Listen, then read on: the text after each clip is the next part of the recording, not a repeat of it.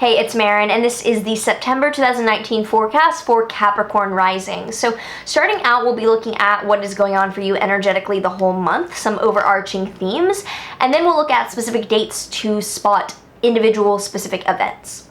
Overall, this whole month, there is really grounded Earth energy with this grand Earth trine between planets in Virgo, trining planets in Capricorn, and trining Uranus and Taurus. This will be across your 9th house, about foreign travel, long distance goals, higher education, your 1st house of self and physical body, and your 5th house of creativity, romance, and children. So there's grounded practical energy for like day-to-day steps that you can take to basically achieve your self-improvement goals and to have more fun with your dreams, which is an awesome thing to have to work for day to day.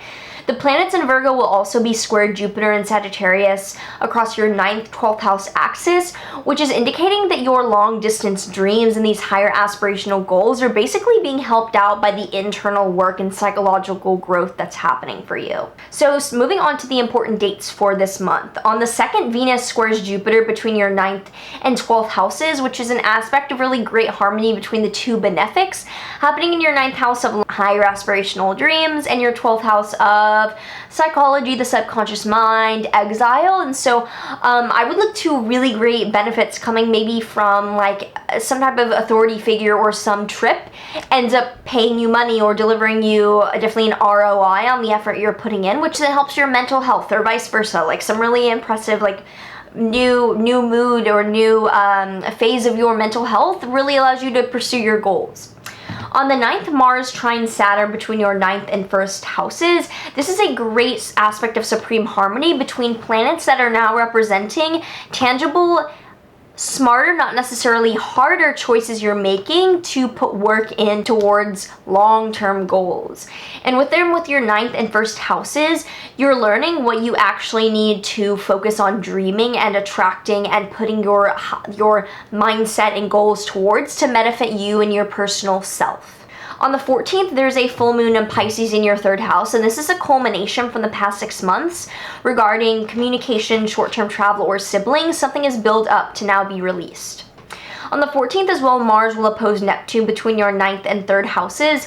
Make sure that something in your siblings or something with your communication, like a writing project, is not keeping you from going after the dreams that you have in the long term. So make sure you're not being limited by the short term that then challenges your long-term goals.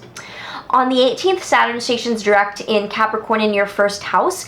So with Saturn in your 1st house over the past few years, you definitely know that you've been going through a serious time of internal work and growing up a lot to mature.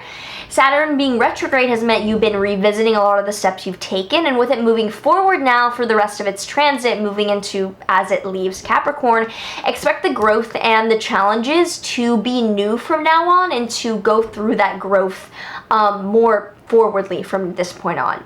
On the 21st, Jupiter squares Neptune between your 12th and 3rd houses, and this is an aspect that can indicate a lot of positive thinking and dreaming, but it can also indicate going over the top or not seeing where we need to keep our feet grounded on the earth.